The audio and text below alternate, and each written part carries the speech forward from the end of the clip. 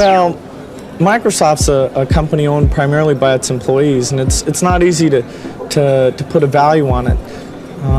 Rehearsing how either he or he coaching someone else might choose to blackmail me, but none of those messages were ever sent to me. Some of the Epstein files did contain draft emails or emails sent to Epstein himself that detailed salacious and unverified allegations about Gates. Pretty much the same on video as you look like in person. Yeah. Is Bill Gates still alive? Welcome to the debate. Hello, we are back here with Command Figures. What if I told you that the world's most benevolent charitable foundation, an organization that has literally saved millions of lives, wasn't, born out of pure altruism? Okay, that is a big claim. Right. Well, what if it actually started as a desperate PR shield to save a tech monopoly from the government? Wow. That kind of question completely shatters the myth we've all been sold for the last 2 decades. It really does. Because, if you were listening to this, you probably remember that myth. The idea that Bill and Melinda Gates were this ultimate power couple. The global standard. Exactly. Essentially functioning as the co-CEOs of a perfect marriage and a noble philanthropic empire. Right. They were the model for how to use immense wealth responsibly.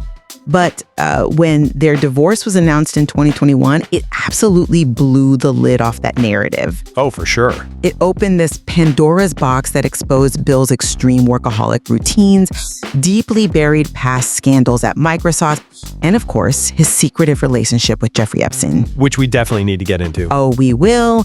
And the stakes here are just so much bigger than a celebrity breakup. Much bigger.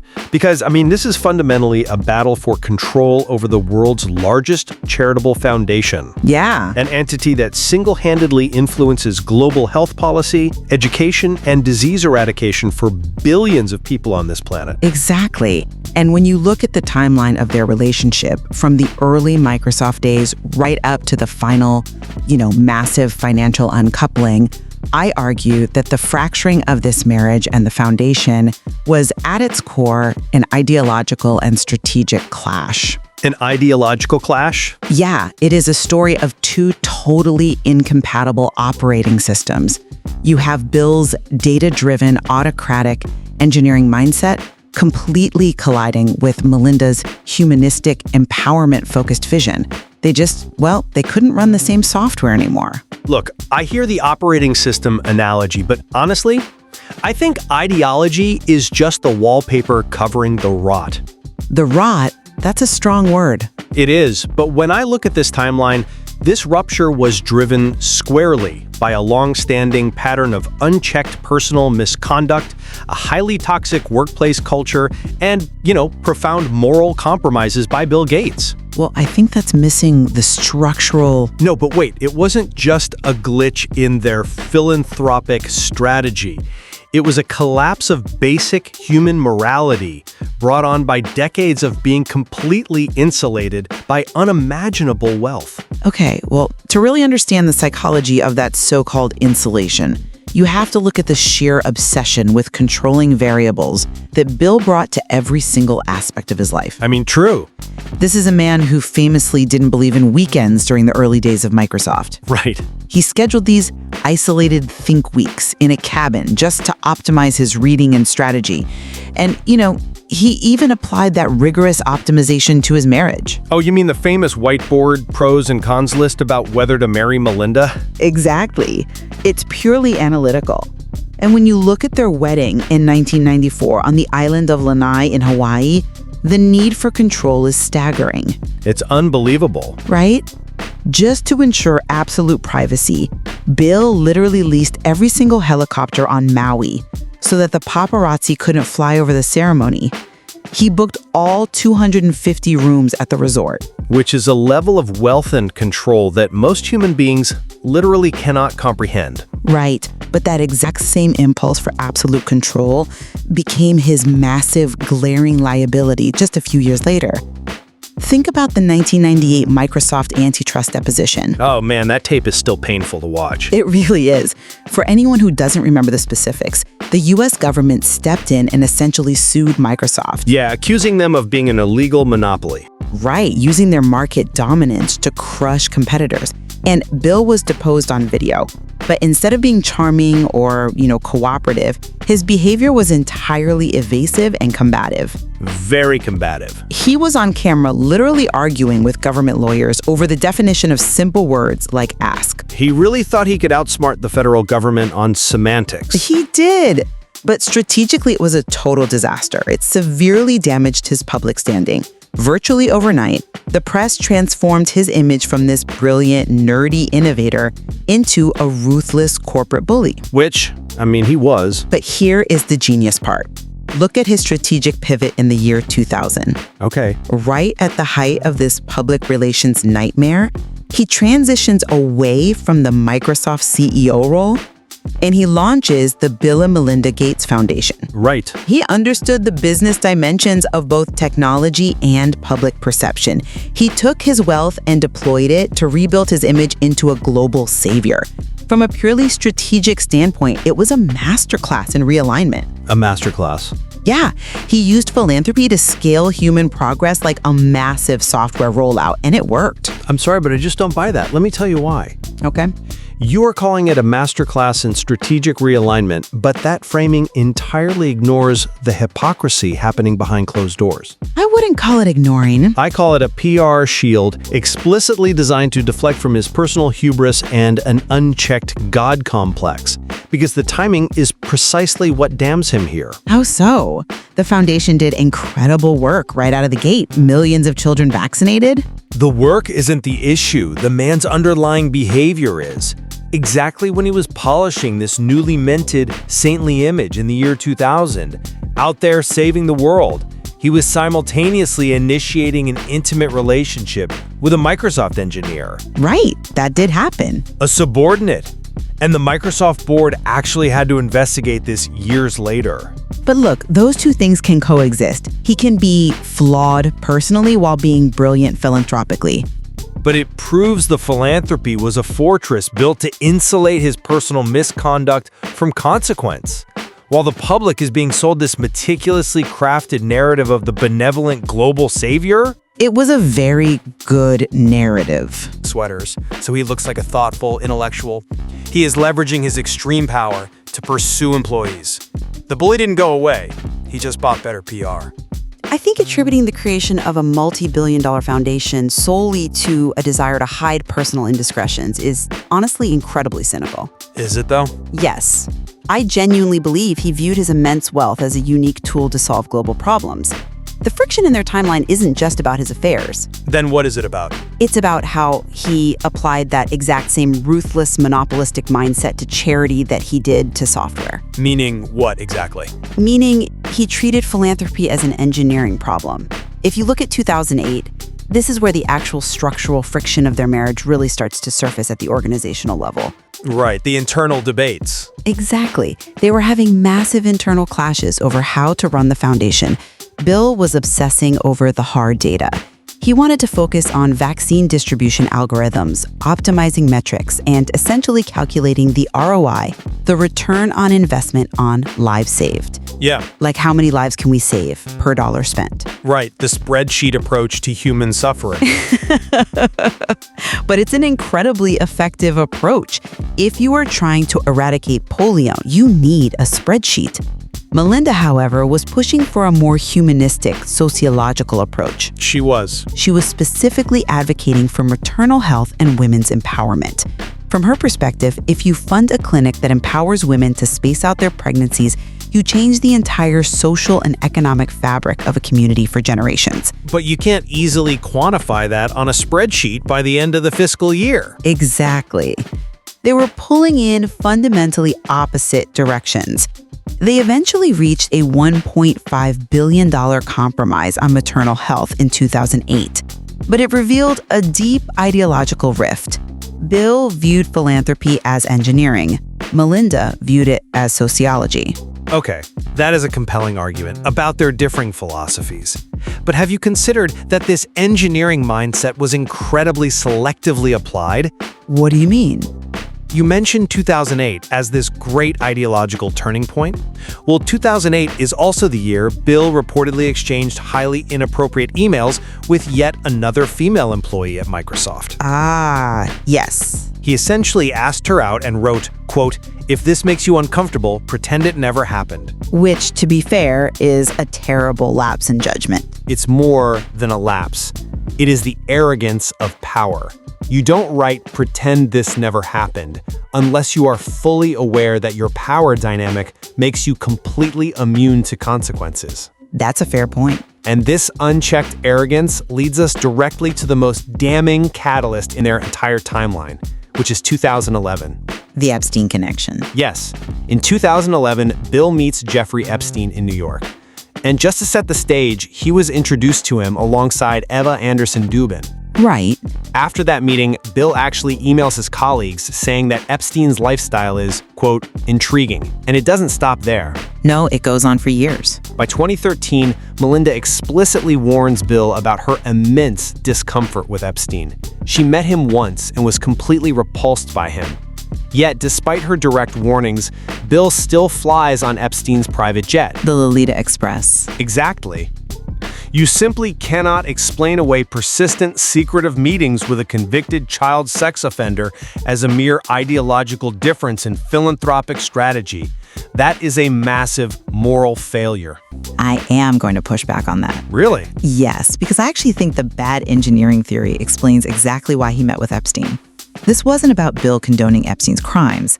This was a ruthless corporate acquisition strategy applied blindly to charity. Wait, how is flying on Epstein's jet a corporate acquisition strategy? Think about how Bill operates. He treats everything like a math problem. What was Epstein's primary asset? He had a Rolodex of the wealthiest people on the planet. Okay, sure. He knew billionaires. Bill wanted their money to co-fund massive global health initiatives like vaccines. He viewed Epstein merely as a transactional algorithm. An algorithm? Yes. An ugly, distasteful key that could unlock vast pools of capital for the foundation. So he just ignored who Epstein actually was? He treated the moral variables as totally irrelevant to the mathematical outcome. It was a purely pragmatic calculation. Like, if I meet with this guy, I get billions for vaccines and millions of lives are saved. That is incredibly dark. Now, it was a dead-end strategy that catastrophically failed to compute human morality. But his fatal flaw isn't that he was out there participating in Epstein's crimes. It's that he has this robotic pragmatism that completely blinded him to the reputational and moral hazards of dealing with someone like that. I completely reject the bad algorithm analogy. Why? It fits his pattern? Because you cannot just abstract away a known predator as a transactional variable. If you are listening to this, remember the timeline. Epstein was already a convicted sex offender when Bill started meeting him in 2011. Yes, that was public record. He had already gone to jail in Florida for soliciting prostitution from a minor. You cannot apply corporate pragmatism to someone with that record and expect anyone to believe it was just about networking for vaccines. But billionaires overlook bad behavior for capital all the time. It's horrible, but it's true. It goes deeper than capital here. Documents later revealed that Epstein allegedly attempted to extort Bill Gates over his past affairs. The alleged affair with the Russian bridge player, right? Exactly, and there were reports suggesting that Bill actually complained to Epstein about his toxic marriage, claims his team is rigorously denied, obviously. But put yourself in Melinda's shoes. You cannot ignore the immense emotional toll this took on her. Oh, it definitely pushed her to the edge. Over the edge. In 2019, the New York Times finally exposes the true extent of Bill's meetings with Epstein. Epstein dies in jail, and Melinda is left dealing with the fallout. Right. She started having recurring panic attacks. She literally dreamt of a crumbling house night after night.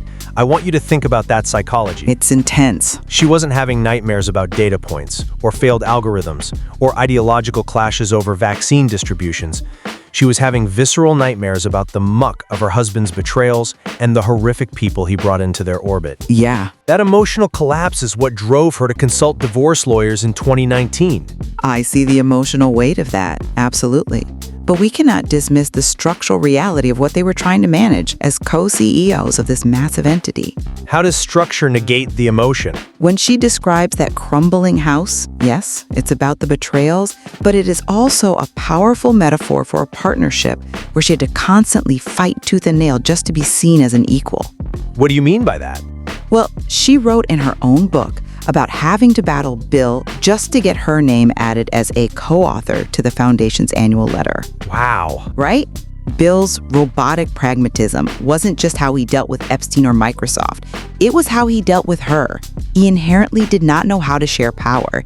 The Epstein revelations were absolutely the catalyst, the spark that lit the powder keg, but the foundation's core operating model was already fracturing underneath them. But look at how rapidly that operating system crashed between 2020 and 2026. This wasn't a neat, structured transition of power. Well, it was complex, certainly. It was a complete collapse. In early 2020, Bill suddenly steps down from the Microsoft board. The PR spin at the time was that he wanted to focus on philanthropy. Right. But we later learned this resignation happened right as the board was actively investigating that year 2000 affair with the engineer. He jumped before he could be pushed. And then came the divorce announcement in May 2021. Right. And we are talking about a fortune of roughly $130 billion in total wealth, with no prenuptial agreement. Staggering numbers. It was a staggering financial uncoupling. But my point is, it wasn't just Bill's personal affairs dragging them down. It was the entire corporate ecosystem he built. Look at Cascade Investment. His private wealth management firm. Exactly. If you're listening, you might think Bill's wealth is just Microsoft stock, but Cascade Investment is the family office that manages their actual billions. Right. And who ran it? A man named Michael Larson. The New York Times exposed a highly toxic culture of fear under Larson, including a 2017 sexual harassment complaint against him that was quietly settled with NDAs. Non-disclosure agreements. Right, meant to buy silence. Which Melinda was deeply unhappy about. She was reportedly horrified. But Bill was ready to dismiss those concerns to protect his financial returns. So when I look at the timeline, the whole philanthropic empire was rotten at its core. It was built on a foundation of silence, NDAs, and unchecked male power, from Microsoft all the way to Cascade. I see why you think that, but let me give you a different perspective. Go for it. If this was purely a story about a woman fleeing a toxic, morally bankrupt ecosystem, the actual execution of the divorce and the settlement wouldn't have been so hyper-focused on institutional strategy. The financial unwinding proves this was ultimately a battle for philanthropic control. She took a massive settlement, though, an estimated $25 billion.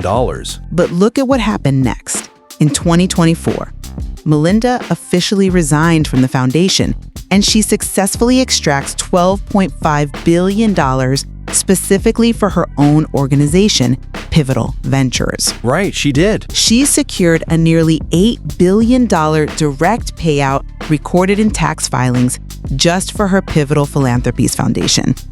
She did this to fully fund her own sociological vision for women and families, entirely out from under Bill's autocratic shadow.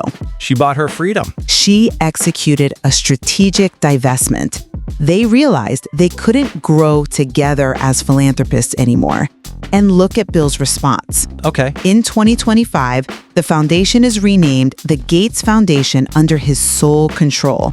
And what does he do? He announces it will close its doors permanently in 2045. Setting an expiration date. Exactly. They mapped out the end of the organization. This was the largest corporate and charitable divestment in history. It was executed not just out of personal animosity, but because two incredibly powerful intellects simply couldn't share the steering wheel of a $100 billion vehicle anymore. You talk about this grand strategic decoupling, but let's look at the reality of the legacy he is actually leaving behind. Okay. Fast forward to 2026, you have a 70-year-old Bill Gates on international television on Australia's 9 News network apologizing yet again. Yeah, it was a very uncomfortable interview. It was brutal. He is on TV saying he regrets every minute he spent with Epstein, while desperately trying to swat away allegations that Epstein was blackmailing him over an alleged affair with a Russian woman. Right. That is not the legacy of a victorious philanthropist in control of his empire. That is a man permanently haunted by the hubris of his past. He spent 20 years cultivating this approachable, sweater-wearing Mr. Rogers vibe to cover up the ruthless corporate bully he was in the 90s. Mr. Rogers vibe. That's funny. It's true. And in the end, his own personal life completely dismantled that carefully crafted image. It's a painful optic, I won't deny that.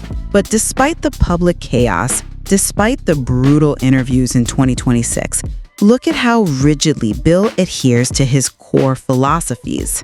Which philosophies? His data-driven principles. Despite sitting on a vast $130 billion fortune, their 3 children, Jennifer, Rory, and Phoebe, are slated to inherit less than 1% of it. They are getting about $10 million each. Which is pocket change to a guy like Bill Gates. Exactly. But think about what that means. Even in the aftermath of all this public scandal, the messy divorce, the division of monumental assets, they are maintaining this rigid, pragmatic philosophy on generational wealth. Sure. Bill genuinely believes, based on sociological data, that handing massive unearned wealth to children is fundamentally detrimental to their development. It is a purely logical conclusion. The fact that this policy survived the total collapse of his marriage proves that, at his core, he operates on a set of intellectual principles, regardless of the personal carnage around him. I think calling it an intellectual principle is far too generous. Why? Yes, leaving your kids 10 million while you manage 100 billion is a deliberate choice, but it absolutely does not erase the hypocrisy of his broader actions. Think about his kids. Okay. You have Phoebe Gates dealing with the Nepo baby label and the harsh public eye. You have Jennifer doing her medical residency, Rory pursuing his PhD. They are trying to navigate the world carrying the immense weight of the Gates name. A name that, frankly, used to open every door on earth. Right. It used to signify pure, unassailable brilliance and philanthropy. But now it carries the inescapable taint of the Epstein Association. It's definitely a heavier burden now. It carries the baggage of the Microsoft workplace scandals and the cascade NDAs. Melinda got out. She took her $12.5 billion, and she is actively trying to change her narrative through pivotal ventures. But Bill is left presiding over a foundation that now literally has a 2045 expiration date, largely because the moral authority of its founder has been so deeply, irrevocably compromised. Well, when we step back and look at this entire timeline, from the obsessive control of the 1994 Lanai helicopter rentals to the 2045 sunsetting of the world's most important foundation, I still maintain that what we are seeing is the inevitable divergence of 2 highly intellectual, incredibly powerful figures. You really think it was inevitable? I do.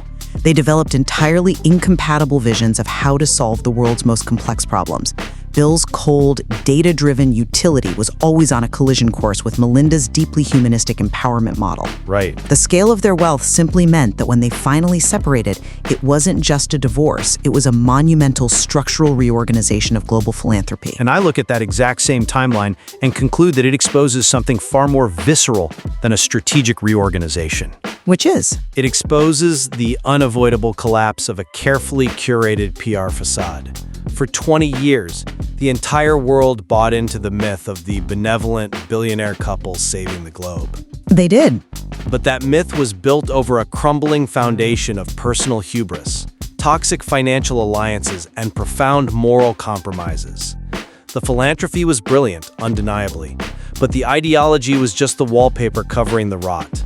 The structural integrity was doomed from the start because, ultimately, you cannot divorce the morality of the founder from the mission of the foundation. As always, the reality likely sits somewhere in the tension between both of our views. Bill's undeniable personal flaws and blind spots absolutely exacerbated their strategic differences. Definitely. And in doing so, they forever changed the landscape of global health funding. History will ultimately have to judge whether the billions of dollars given away and the millions of lives saved outweigh the scandals and the collateral damage left behind in the process. We leave it to you, the listener, to form your own conclusion on the legacy of Bill and Melinda Gates. Thank you for listening. Do not forget to click like and subscribe and write your opinion in the comment section.